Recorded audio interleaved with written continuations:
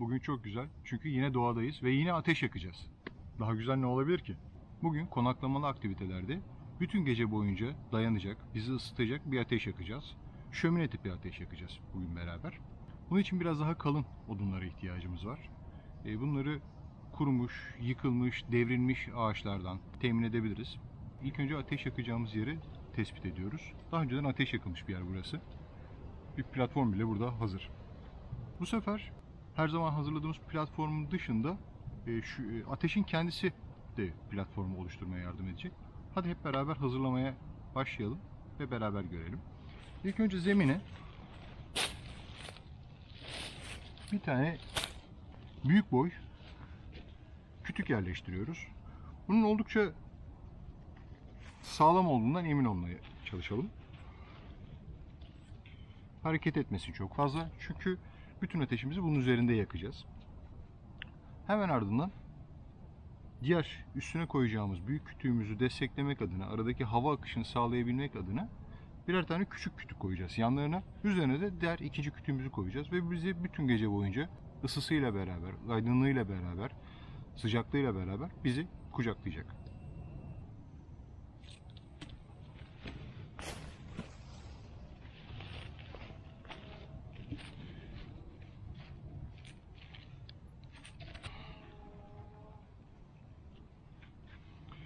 Önce ateş yanacağı için tutuşmasını kolaylaştırmak üzere yüzeyinde bulunan koruyucu kabuğa darbeler açıyoruz.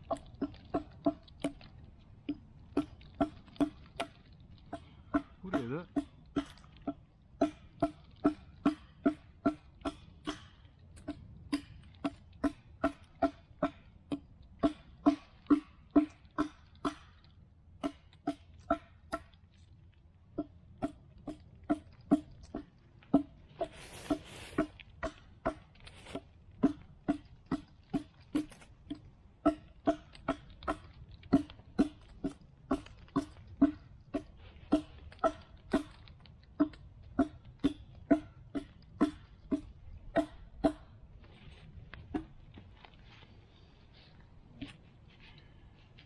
şimdi oturacaktır.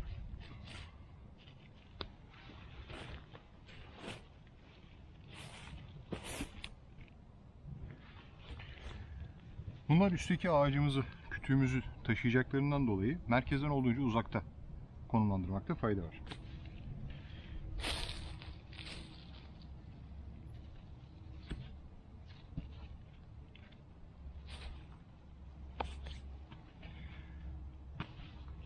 İkinci kütüğümüzü de hemen üzerine bu şekilde yerleştirdik. Şöminemiz hazır bile.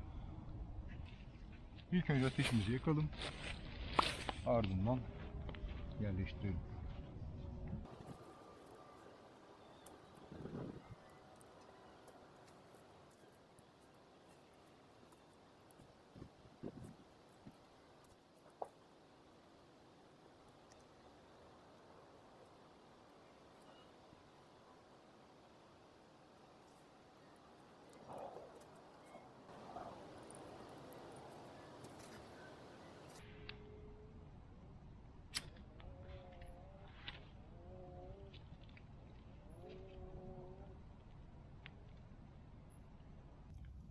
Zemine yerleştirdiğimiz büyük kütük ayrıca platform olarak da koruyoruz. Hem de yakıt olarak kullanıyoruz.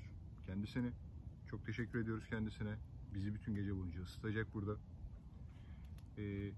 Platformun üzerinde ateşimizi yaktık. Kav olarak yine vazelinli pamuk kullandık.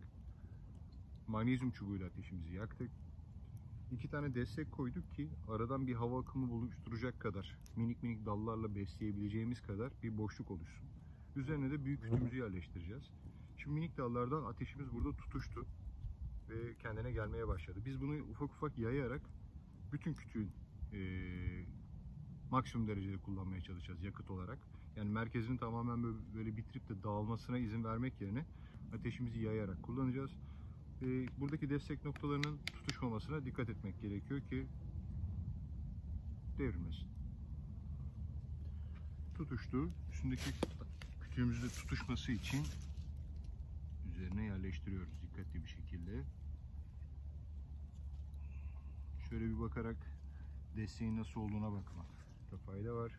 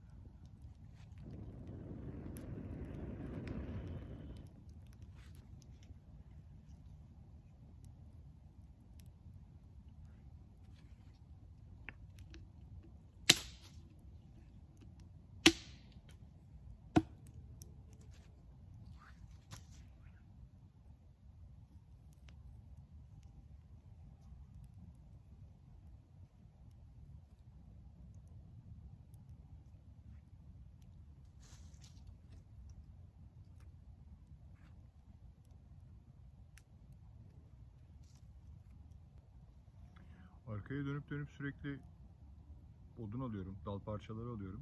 Çünkü ateşe yakmaya başlamadan önce hazırlıklarımızı tamamlamamız lazım. Yani artık buraya oturduysak ateşi ilk kıvılcımını çaktıktan sonra biraz daha ince odun toplayayım. Efendim biraz daha orta boy odun toplayayım, dal parçaları toplayayım gibi gitgeller devamlı olmaması lazım.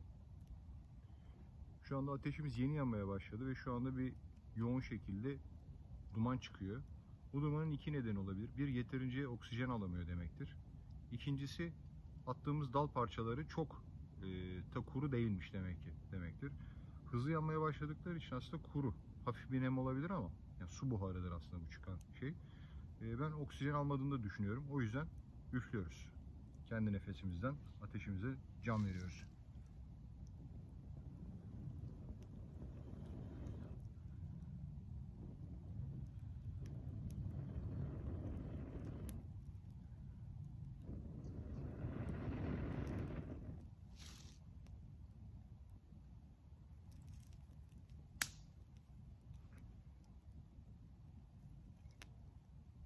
Amacım ateşin merkezini, ilk yaktığımız ateşin merkezini kaybetmeden yanlara doğru yaymak. Oraya koyduğum küçük dal parçalarıyla beraber bizim platformumuzu ve üstüne koyduğumuz asıl yakıtımız olan bu kütüğün tutuşmasını sağlamak, tüm yüzeye yaymak alevi.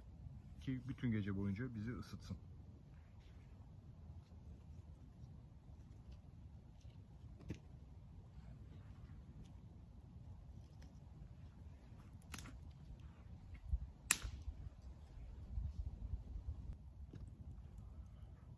Ateşimizi yaktık. Şömine tipi ateşimizi yaktık. Aşağıya büyük boy bir kütük koyduk. Ardından üzerine 2 tane destek olacak minik şunları koyduk. Hareket etmesinler diye sabitlemek adına birer tane çentik açtık ki oraya o yuvalarına oturttuk onları. Üzerine de ilk önce ateşimizi yaktık. Seninle ilk önce platform olarak kullandığımız bu büyük kütüğün üzerinde ateşimizi yaktık. Ardından bu havalandırma boşluğundan, havalandırma aralığından istifade edecek şekilde üzerine yakıt olarak kullanacağımız diğer kütüğü koyduk. Buradaki püf noktalarından bir tanesi ateşi, aradaki yanan ateşi tek bir merkezde toplayıp da bunun ikiye yarılmasına izin vermek yerine kütüğün boyu boyunca, uzunluğu boyunca yaymaya çalışmak. Gerçekten çok yoğun bir ısı veriyor. Yüksek bir derece veriyor. Yani oluşturulacak böyle hızlı bir çözüm için yakılacak TP ile kıyaslandığı zaman çok daha fazla ısı veriyor şu anda. Ve yatay olarak yaktığımız için kütüğü çok daha uzun süre dayanacak. Bütün gece boyunca bizi sıcaklığıyla beraber ısıtacak. Bütün gece boyunca dayanacak. Isısıyla, ışığıyla bize güven verecek. Keyifli bir akşam geçirmemizi sağlayacak. Bizi çevrede bulunan vahşi hayvanlardan, yaban hayatından biraz koruyacak.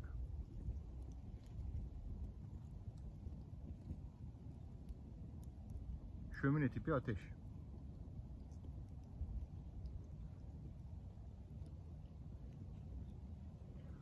Bugün beraber şömine tipi ateş yaktık. Yemek pişirmek için çok uygun bir ateş değil. Bütün gece boyunca ısınmak için. ışığından, ısısından istifade etmek için yakılan bir ateş. Her teknikte olduğu gibi bunun da bir amacı var. Bu teknikte yakmanın amacı bütün gece boyunca dayanması, bize ısı ve ışık kaynağı olarak hizmet etmesi. Hazırlanması çok zor değil, gayet pratik.